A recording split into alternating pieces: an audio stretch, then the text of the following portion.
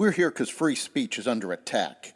We're here because people are being convinced that socialism works. We're here because people are being judged guilty until proven innocent. We are fighting back with facts. This is not a safe zone, so buckle up, Buttercup. This is the raw, naked truth.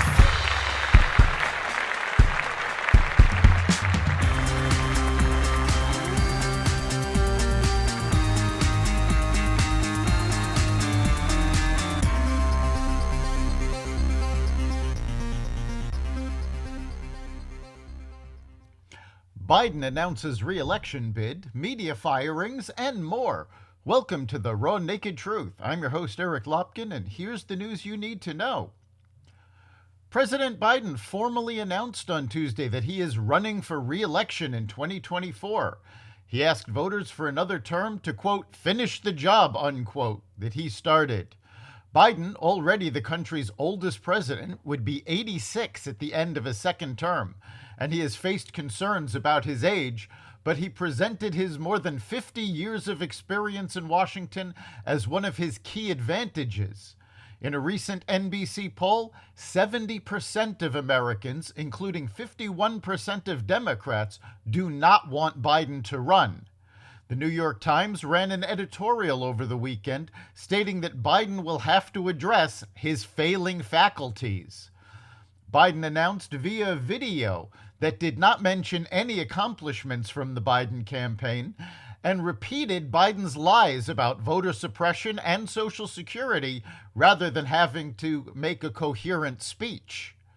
The announcement comes on the 4-year anniversary of when Biden declared he was running to challenge then-President Donald Trump in 2019.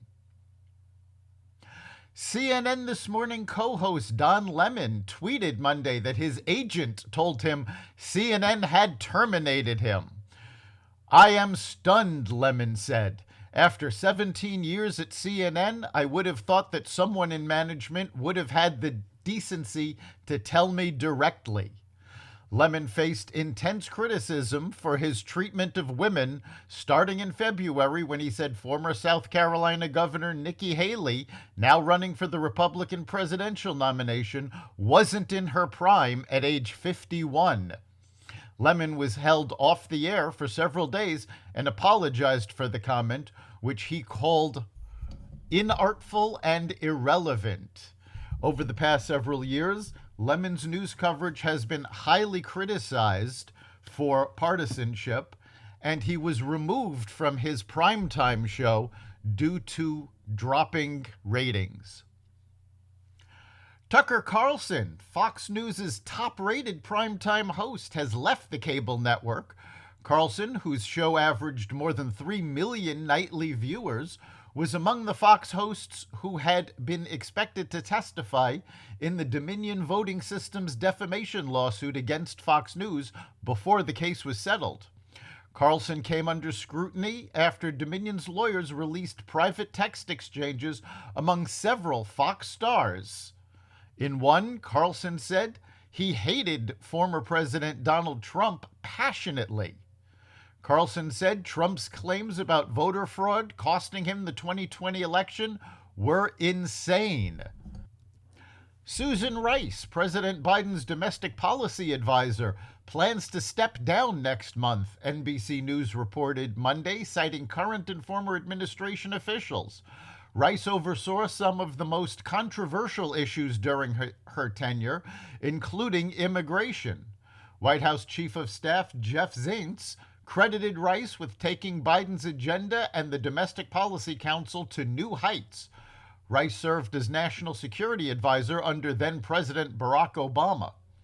Biden put her on his short list for vice president and surprised some political strategists when he chose her for the domestic policy job, since her experience was focused on foreign policy. Jeff Shell was forced to resign as NBC Universal CEO after an internal investigation corroborated allegations of sexual harassment against Hadley Gamble, a CNBC overseas correspondent. The investigation into Mr. Shell arose from a complaint by my client of sexual harassment and sex discrimination. Suzanne McKee, a managing partner of Farrar Law, who represents Gamble, said in a statement to CNN. Given these circumstances, it is very disappointing that my client's name has been released and her privacy violated. Gamble, based in Abu Dhabi, anchors the Capital Connection broadcast.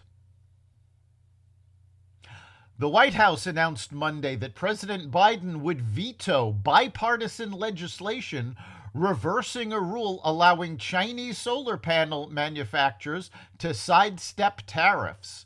Biden's veto promise comes less than a year after he announced his administration would implement a 2-year pause on the enforcement of solar panel anti-circumvention tariffs amid pressure from environmental groups and the clean energy industry. Months earlier, the Commerce Department had opened a probe into whether Chinese manufacturers were illegally routing solar panels through Southeast Asia to avoid U.S. tariffs. Then in December, the Commerce Department released preliminary investigation findings showing that 4 large solar companies had in fact routed products through Cambodia, Malaysia, and Vietnam to circumvent duties. But with Biden's tariff enforcement moratorium in effect, the agency hasn't enforced trade laws prohibiting such activity. Secretary of State Anthony Blinken held a meeting with Hunter Biden at the State Department in July 2015 when he was serving as Deputy Secretary of State in the Obama-Biden administration, and Hunter was on the board of Ukrainian energy firm Burisma, according to emails reviewed and verified by Fox News Digital. The ties between Blinken and Hunter Biden could face increased security after former CIA Deputy Director Michael Morell testified to the House Judiciary and Intelligence Committees last week that Blinken, as President Biden's then campaign senior advisor, played a role in the inception of the public statement signed by intelligence officials claiming Hunter's abandoned laptop was part of a Russian disinformation campaign just weeks before the 2020 presidential election. Emails from the infamous abandoned laptop that Blinken sought to discredit show that Hunter has ties to Blinken and his wife, Evan Ryan, dating back over a decade, having scheduled meetings with him while he was on the board of Burisma and Blinken was Deputy Secretary of State.